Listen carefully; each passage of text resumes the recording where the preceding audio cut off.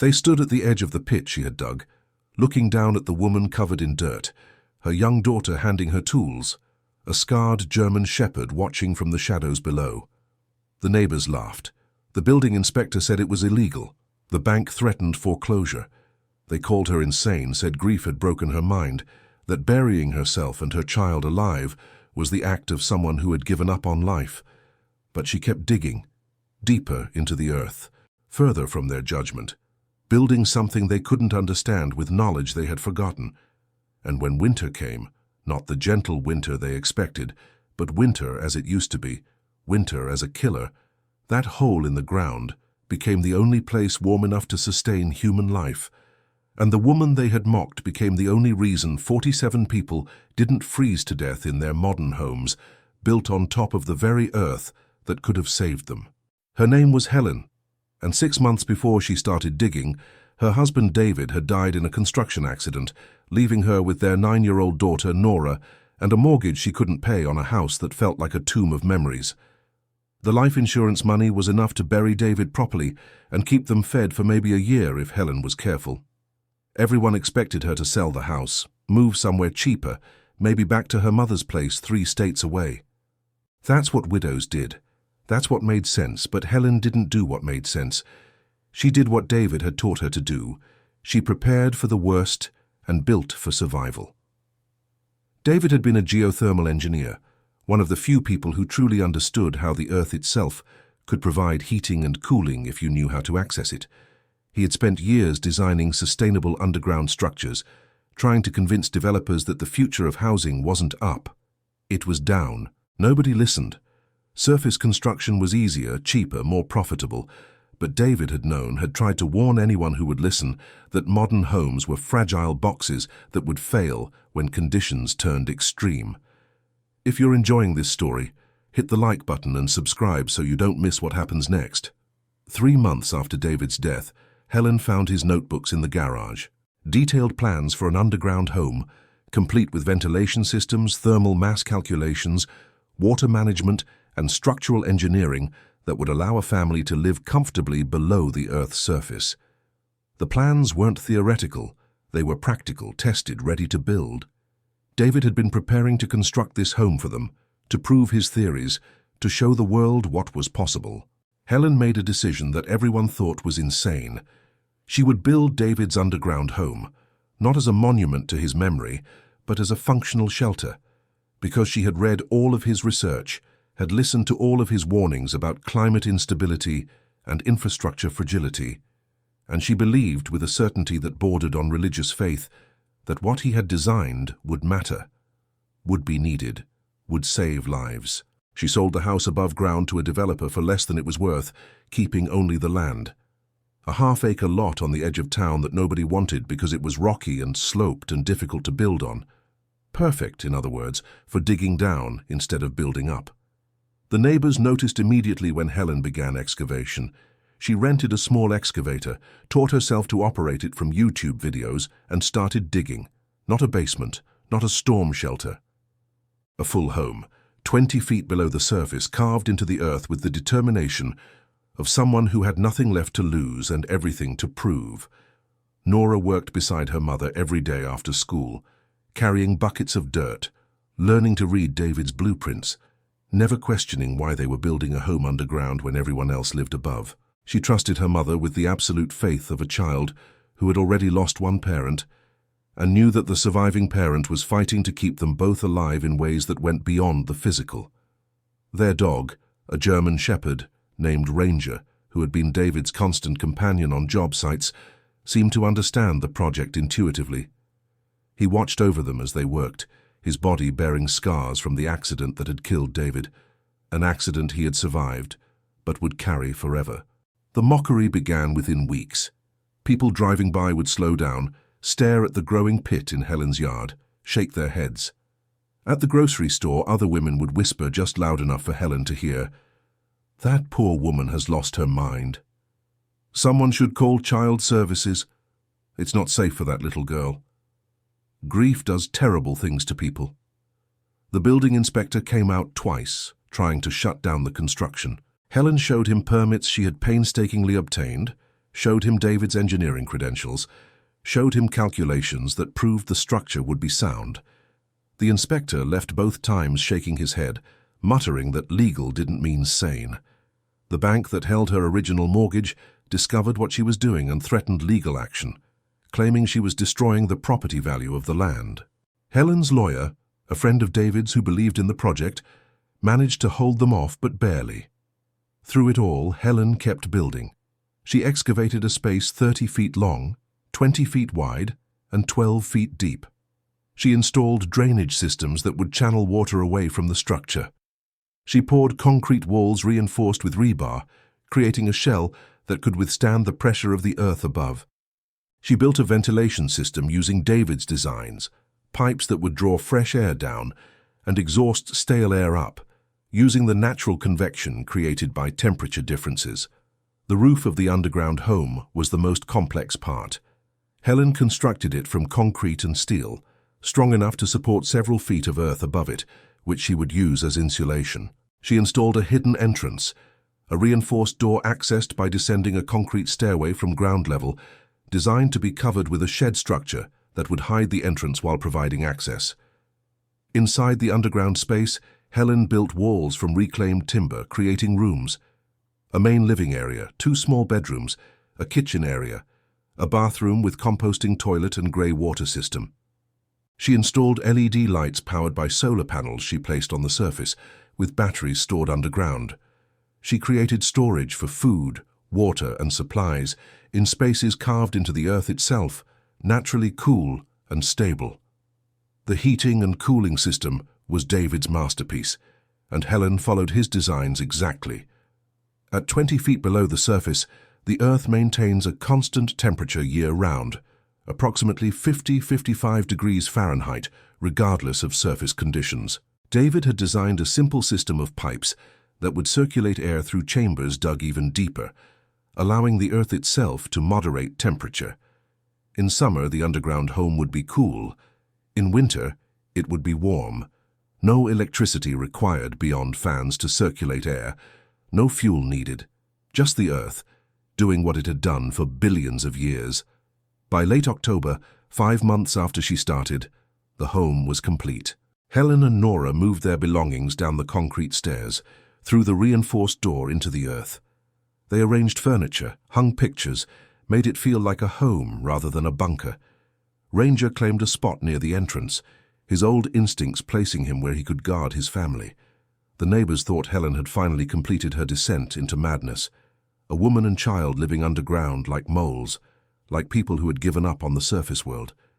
They waited for Helen to realize her mistake, to come back up, to admit that normal housing was normal for a reason. But Helen was watching something the neighbors weren't.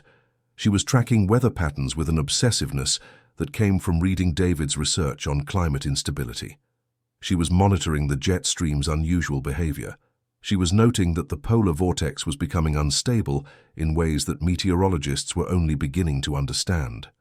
And she was seeing signs, the same signs David had taught her to recognize, that suggested the coming winter would be different, dangerous, potentially catastrophic. She tried to warn people. She went to the town council meeting in early November and explained, using David's research and current meteorological data, that they should prepare for an extreme winter event. She urged them to check heating systems, stockpile supplies, create emergency plans. They listened politely and did nothing. This was Montana. They knew winter. They'd survived it their whole lives. What could some widow with an engineering degree from a dead husband tell them that they didn't already know? Helen returned to her underground home and continued preparing. She stockpiled food, knowing that even if they couldn't leave for weeks, they would have enough. She tested and retested her systems. She made sure Nora understood how everything worked, creating redundancy in knowledge the way David had taught her to create redundancy in systems. The first snow came in mid-November, earlier than usual and heavier. The town dealt with it normally. Plows cleared roads, people turned up their thermostats, life continued. But Helen watched the weather forecasts with growing concern. A massive Arctic system was building in Canada, larger and colder than anything in the historical record. The models showed it descending on Montana in early December, bringing temperatures that would challenge modern infrastructure. She made one more attempt to warn people. She printed out forecasts, David's research on infrastructure vulnerability, and information about extreme cold survival. She went door to door in her neighborhood, trying to give people information that might save their lives. Most doors didn't open. The ones that did took her papers politely and closed the door, and she knew those papers would go straight into the trash. Mrs. Patterson, who lived 3 houses down, actually laughed in Helen's face. "Honey, you need help, professional help. Living in a hole in the ground isn't normal. Scaring people with doomsday predictions isn't normal. Please, for your daughter's sake, talk to someone." Helen looked at her calmly. "When it gets cold, really cold, my door will be open. Remember that." She walked back to her property, descended the stairs and sealed the entrance. There was nothing more she could do. The Arctic blast arrived on December 3rd with a violence that shocked even veteran Montanans. The temperature dropped from 30 degrees to 0 in 6 hours, then continued falling. By midnight it was 20 below. By dawn, 40 below. And it kept dropping. The cold that came was different from normal winter cold. This was the kind of cold that turned carbon steel brittle, that froze diesel fuel in tanks, that made rubber crack like glass. This was cold from an earlier era, before climate change had moderated Arctic extremes, before modern humans had built their fragile systems, assuming nature would stay within certain bounds. The first infrastructure failure was the power grid. Transformers designed for normal cold weather operations simply failed when temperatures hit 50 below 0.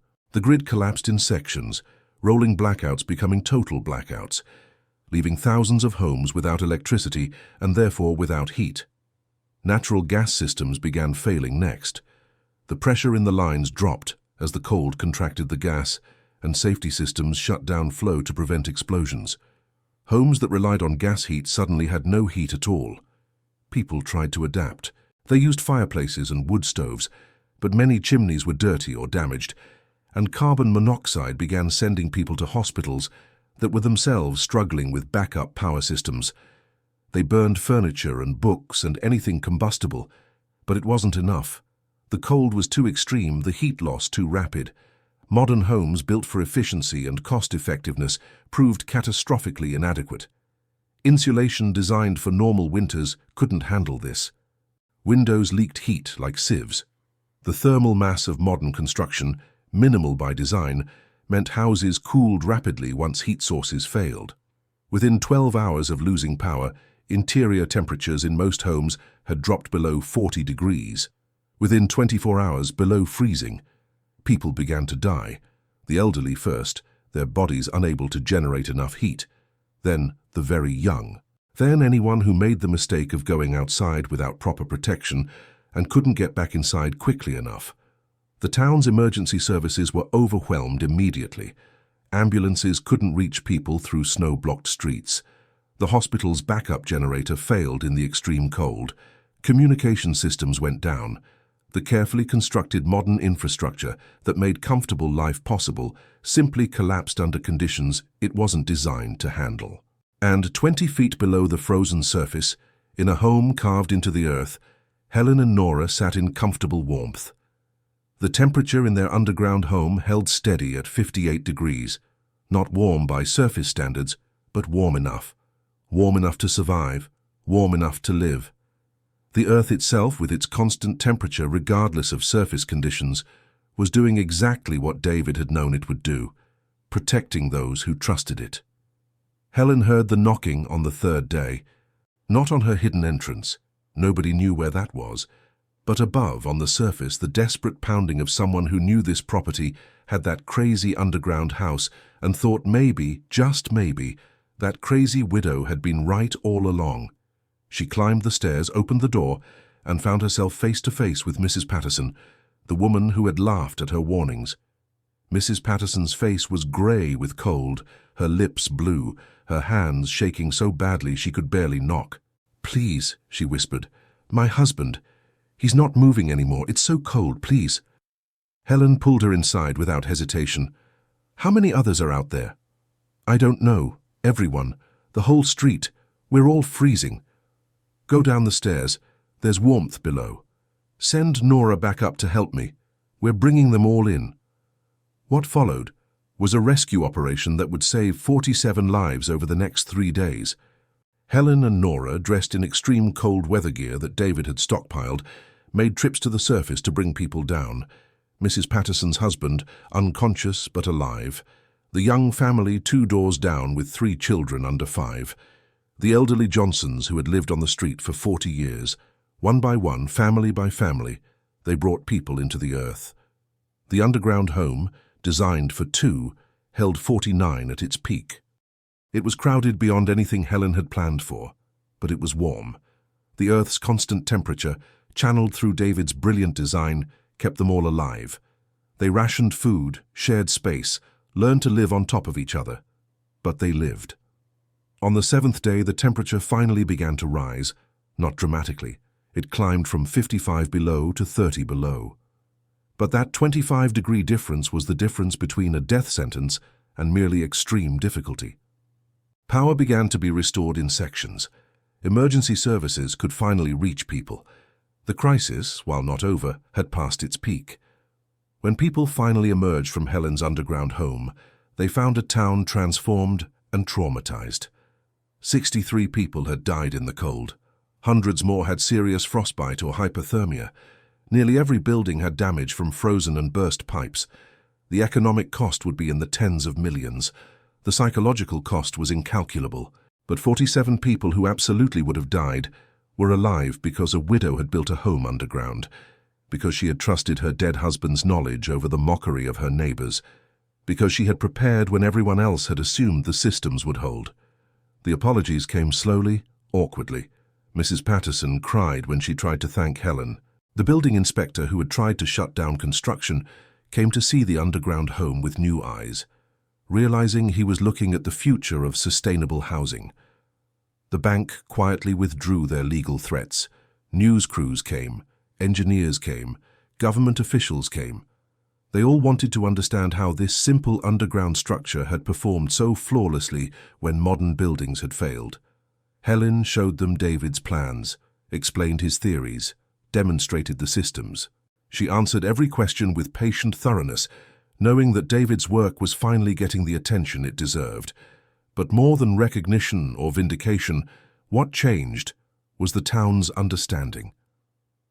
They had learned, in the hardest way possible, that the modern systems they trusted could fail, that the earth itself, if you understood it, could provide protection that technology couldn't, that sometimes the people who seemed crazy were actually the only sane ones in a world that had forgotten fundamental truths. Helen continued to live in her underground home. It was comfortable, sustainable, and, she had proven, capable of sustaining life when everything else failed. Nora grew up there, learning the principles her father had developed, eventually becoming a geothermal engineer herself, continuing David's work. Other people began building underground. Not many. It required commitment and knowledge and a willingness to be different, but enough that the town slowly changed, became more resilient, more prepared.